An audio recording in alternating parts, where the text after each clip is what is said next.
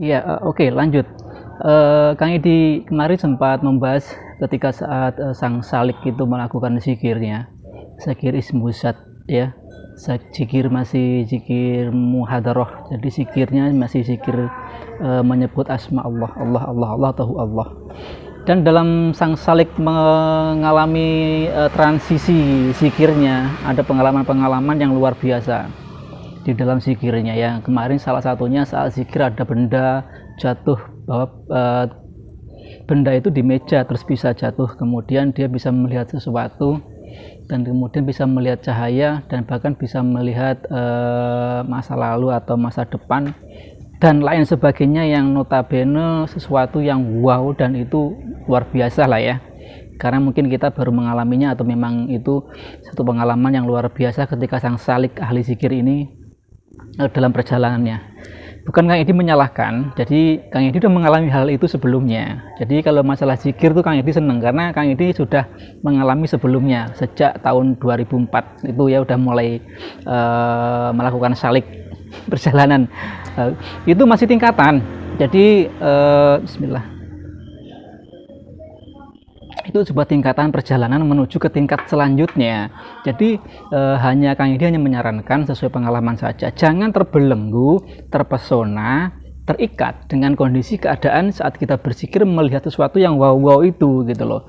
Itu belum seberapa, bahkan saat memasuki tingkat selanjutnya itu baru tingkatan ismuzat, baru zikir ismuzat, baru memanggil-manggil namanya. Ada tingkatan lagi yang namanya sir atau nafi isbat, itu masih tingkatan lagi dan masih ada tingkatan lagi. Nanti naik ke nafi isbat atau tingkatan kedua atau ketiga, nanti pengalamannya bisa pengalaman yang luar biasa lagi sampai pengalamannya disebut kasaf. Kalau udah kasaf itu masuknya ke ranah alam jabarut, malakut, sama lahut. Itu malah luar biasa lagi di alam-alam itu.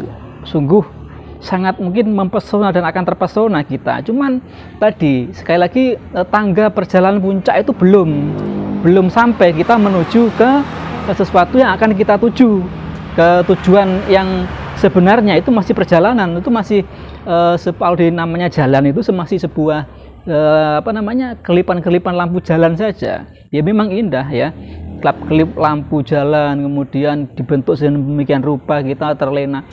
Yang jelas Kang Edi menyarankan jangan terlena di dalam keadaan kasaf itu ya.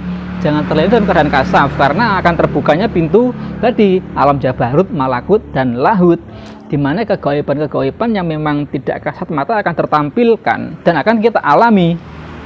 Dan sekali lagi ya, Kang Edi juga sudah mengalami di tahapan itu gitu loh.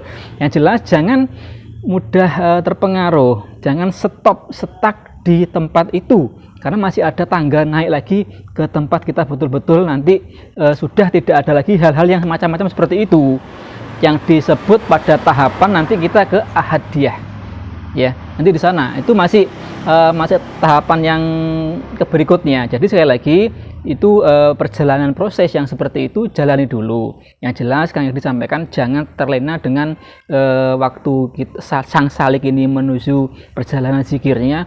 Jangan merasa hebat dengan pengalaman-pengalaman spiritualnya saat berzikir ya. Itu zikir ismuzat masih belum seberapa, naik lagi ke nafi isbat, ke sir itu pengalamannya sekali lagi jauh lebih dahsyat ya.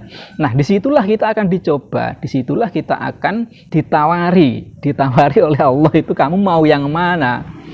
Kalau kita terlena kemudian kita deal dengan satu pengalaman spiritual saat kita zikir itu, ya sudah, kita akan terpaku, terpesona, dan kita memang akan menjadi orang-orang yang linuweh, orang-orang yang dianggap hebat oleh orang lain gitu. Tapi sama Allah tidak. Ya mungkin di sana salah satunya ya kayak Kang Edi dulu pernah mengalami bisa melihat masa depan dengan bisa dilihatkan masa depan ya, diperlihatkan masa depan, kejadiannya 30 menit ke depan dan itu terjadi langsung. Itu sudah pernah Kang Edi alami, makanya Kang Edi hanya sharing saja. Jangan terlena dengan kondisi seperti itu bukan yang kita cari. Tapi kita akan digoda oleh Allah, ditawari oleh Allah sesuatu yang seperti itu. ya.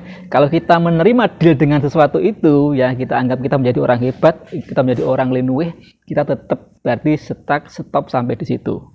Nah, kita untuk melangkah ke manunggal, kita akan melangkah ke sikrul fana atau ke musahadah, atau kita betul-betul ke arah manunggal, celing, hening, kekosong itu akan susah lagi untuk mengurainya, karena kita harus ke tajali nantinya. Jangan terlena stop, jangan terlena hanya di pengalaman-pengalaman kasaf saja. Ya, bagi sebagian orang kasaf itu hal yang luar biasa. Memang akan sangat luar biasa bagi manusia. Bagi Allah bukan. Itu penawaran. Penawaran bagi Allah berarti itu yang selama ini mungkin kita cari dalam kita melaksanakan zikrullah. Bukan lagi illa bidzikrillah tatmainnul qulub. Mudah-mudahan manfaat. Kalau ada pertanyaan lagi silakan disampaikan, nanti Kang Edi insya Allah akan jawab ya. Mudah-mudahan manfaat, kurang lebihnya Kang Edi mohon maaf. Assalamualaikum warahmatullahi wabarakatuh. Salam rahayu, salam sejahtera, penyejuk jiwa.